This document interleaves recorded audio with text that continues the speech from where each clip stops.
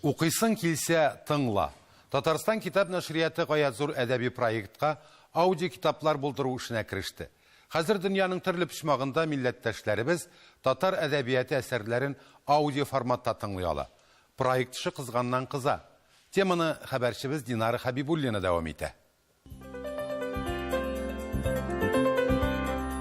Әлеге проект Татарстан Республикасы Президенты ярдәме белән тормышка ашырыла.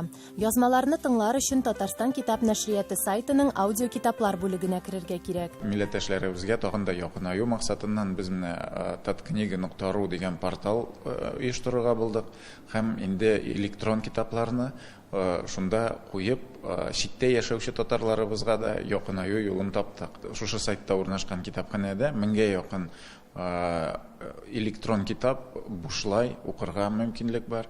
Инде аудио китапларга килгәндә инде без кузгалды дип әйтергә була.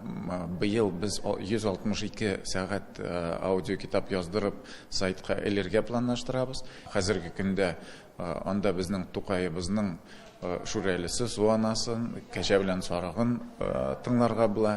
Шулай ук Кадил Кутуйның тапшырылмаган хатлары урын алган, Муса Җәлилнең Моабит дәфтәрләре менә бүгеннән сайтта урнаштырылган. Киләсе елга безнең 600ләп сәгать яздыру күздә тотыла һәм шушы сайтка бушлай форматта элү.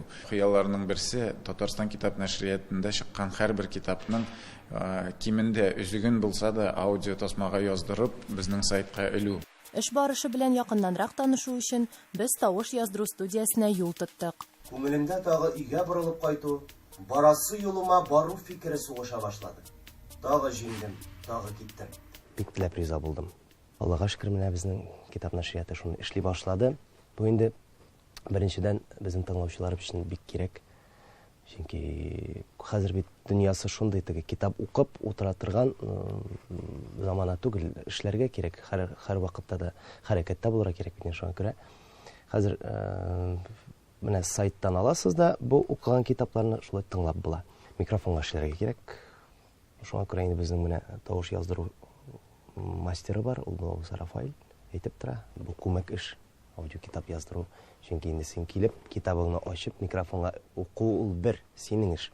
Инде шул микрофонны үзенчә киләү, менә шуны төзәткәләп бару, ул инде икенче мөхаҗирләрне укып чыккан идем. Бу инде уже инде Гайс Исхакыйның Тормыш бу әсәре. Тормышмы бу әсәре. Икенче эш була инде. Иске татар теле булгач, кайбер сүзләр очрап китә, анда гарәп стилендә язылган бит инде. Әйтелешләр ягыннан менә без хәзер ияләшкән бит инде, гадичә әйтеп сөйләшеп, шул матурлык бераз менә безнең телдә югалган иде ул. Менә тагын бер тапкыр инанам шуңа, элегрәк мәйтәм безнең язучыларыбыз, менә инде 19 гасырда, 20 гасырда яшәгән язучыларыбыз ул телне сакларга тырышканнар, ләкин ни аяныч, ул сакланмаган. Проект тукталмасын иде, шулай бит безнең тыңлаучыларыбызга бу әйтеп киткәнемчә шатлыктыр инде. Чөнки үзебезнең татар шагыйрьләрен, язучыларын аудио форматта ишетү ул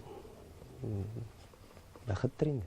Якын арада Муса Җәлил, Дәрдмәнд, Фатих Әмирхан, Әмирхан Еники, Галимҗан Ибраһимовның әсәрләре, татар халык әкиятләре һәм башка аудио китаплар дөнья күрәчәк. Динара Хабибуллина, Татарлар, Казан.